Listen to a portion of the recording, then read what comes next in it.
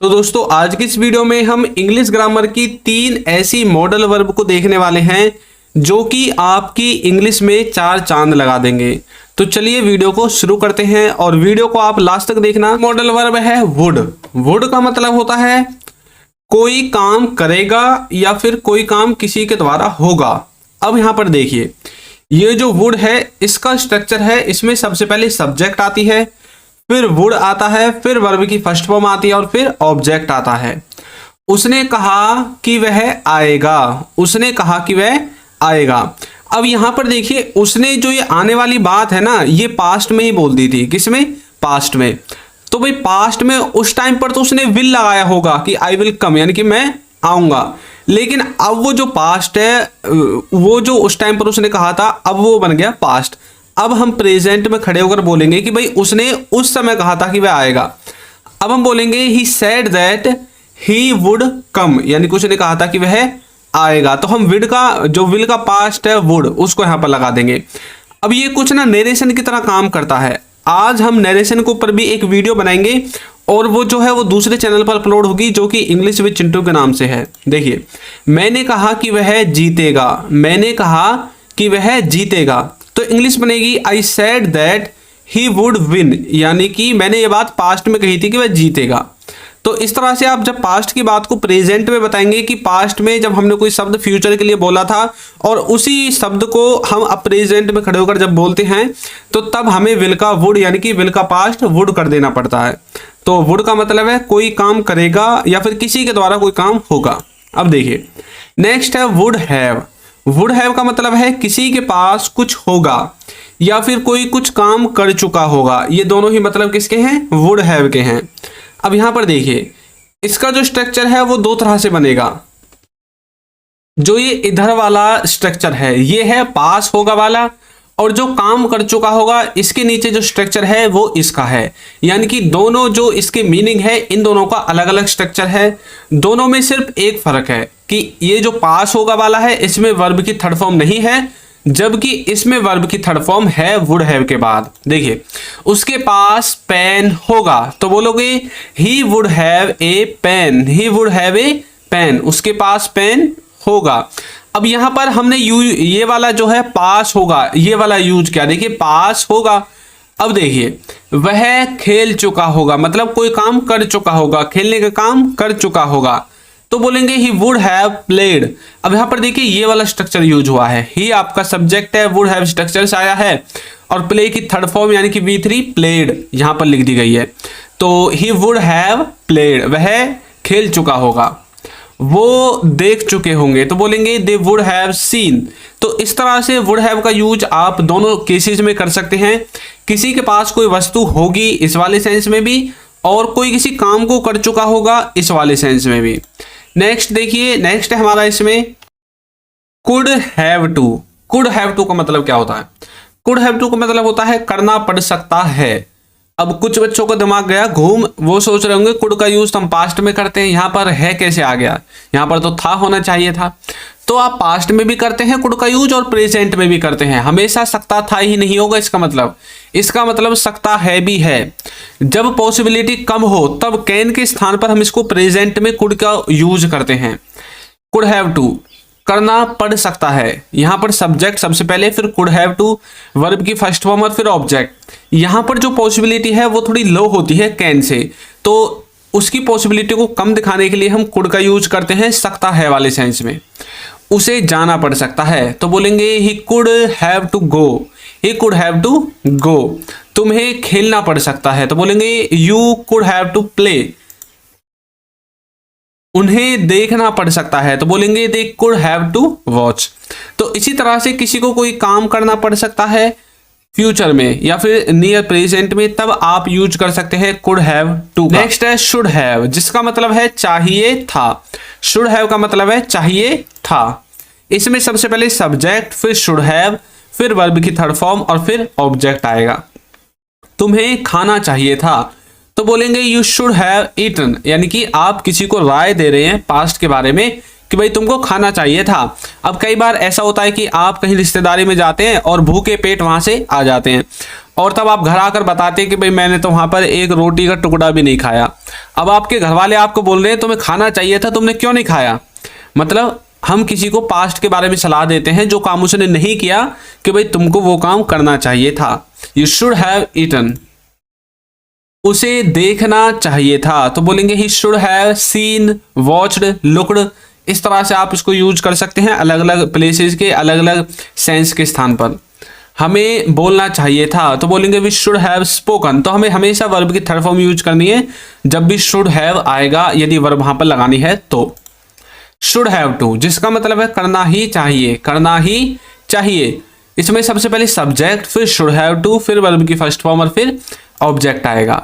उसे जाना ही चाहिए, तो बोलेंगे he should have to go, he should have to go, उसे जाना ही चाहिए, he should have to go. तुम्हें खेलना ही चाहिए, तो बोलेंगे you should have to play, you should have to play, तुम्हें खेलना ही चाहिए। उन्हें देखना ही चाहिए, तो बोलेंगे they should have to watch, they should have to watch. तो इस तरह से शुड हैव टू का यूज कर सकते हैं कोई काम करना ही चाहिए। एक तो होता है करना चाहिए, एक होता है आप जोर देकर बोलते हैं जब भाई करना ही चाहिए, तब आप शुड हैव टू का यूज करते हैं।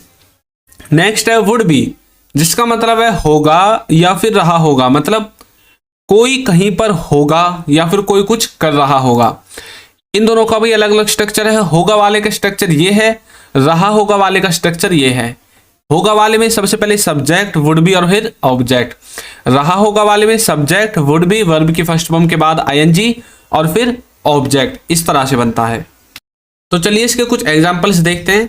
वह घर पर होगा, वह घर पर होगा। कई बार बोलते हैं ना, आपके दोस्त पूछते हैं भाई वो कहाँ पर है तुम्हारा छोटा भाई, तो आप बोलते हो हाँ भाई वो तो घर पर होगा, घर पर जाकर देखो। तो बोलोगे he would be at home. आप वुड बी के स्थान पर मे बी का यूज भी कर सकते हैं, ही मे बी एट होम, वह घर पर हो सकता है। इस तरह से भी आप बोल सकते हैं। देखिए जरूर नहीं आप ऐसे बोलोगे भाई वह घर पर होगा, आप ऐसे भी तो बोल सकते हैं वह घर पर हो सकता है, जाकर देख लो, बोल सकते हैं ना। तो आप वुड बी के स्थान पर मे बी का यूज भी कर सकते हैं, माइट बी का यूज भी कर सकते हैं। और आप ऐसे भी बोल सकते हैं भाई उसे घर पर ही होना चाहिए, जाकर देख लो। तो आप शुड का यूज भी कर सकते हैं, he should be at home. इस तरह से समझ में आ गया।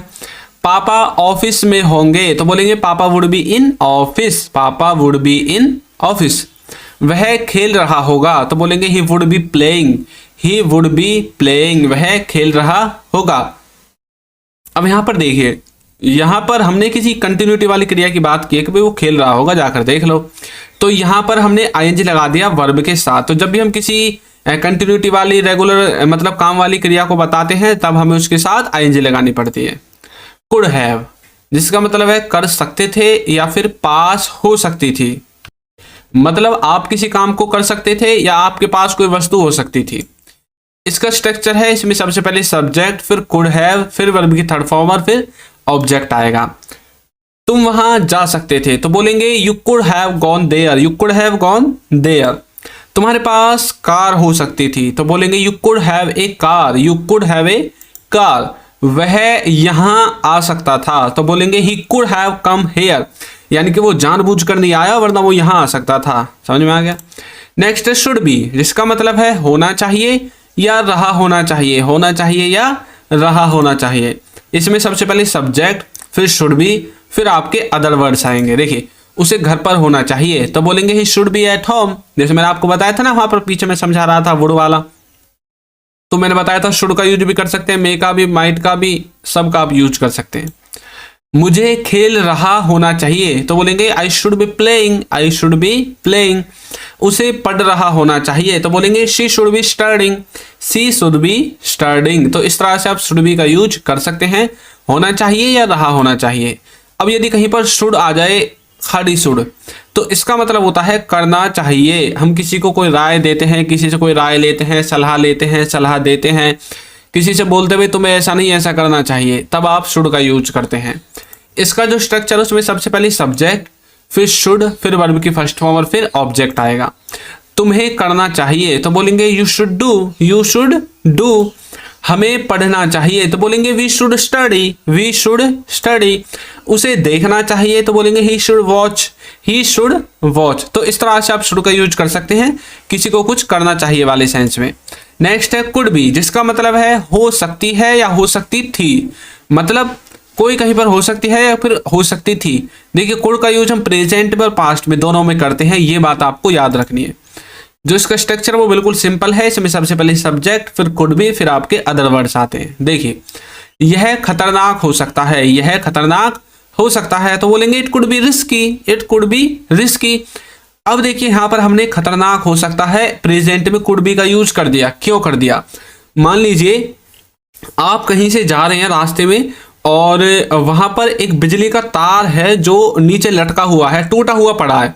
आपको पता है कि भाई उसमें करंट नहीं आ रहा है और आपके पास एक छोटा बच्चा है जो आपके साथ साथ चल रहा है। वो जल्दी से उसकी तरफ भागा और उसको छूने के लिए उसने अपना हाथ आगे कर दिया और तुरंत आपके मन में एक ख्याल आया यार ये खतरनाक हो सकता है, ऐसा नहीं हो कि कहीं से इधर उधर से थोड़ा बहुत कहीं से जुड़ा हुआ हो और करंट लग जाए। तो मतलब आपको पक्का तो पता नहीं है, लेकिन आपको ऐसा लगता है कि भाई ऐसा हो भी सकता है, 1-2%, 10% ऐसा चांस है कि भाई हो सकता है कि भाई इससे हमें खतरा हो, तो इट कुड बी रिस्की। तो अब आपने यहाँ पर कुड बी का यूज कर दिया क्योंकि पॉसिबिलिटी बहुत कम है, वह अभी यहाँ हो सकता है। तो बोलोगे he could be here right now, he could be here right now, तो अभी के बारे में बात की जा रही है। तो इस तरह से आप इसका प्रेजेंट में भी यूज कर सकते हैं। अब आप बोल रहे होंगे सर आपने पास्ट का फिर एग्जांपल क्यों नहीं दिया? तो देखिए अब तक आपने जितने भी देखे हैं सब में कुड का यूज हमने पास्ट में ही तो किया है। इससे पहली जो वीडियोस थी और आपने और चैनल्स पे भी देखी होंगी कि कुड का यूज, कुड का मतलब क्या होता है? कुड का मतलब होता है कोई किसी काम को कर सका, कर पाया, कर सकता था पास्ट में। तो अब मैंने इसको प्रेजेंट में भी आपको यूज करना सिखा दिया है। तो दोस्तों आपको ये वीडियो कैसी लगी है जरूर बताइएगा, और यदि अभी तक आपने हमारे चैनल को सब्सक्राइब नहीं किया है तो चैनल को सब्सक्राइब कर दीजिए।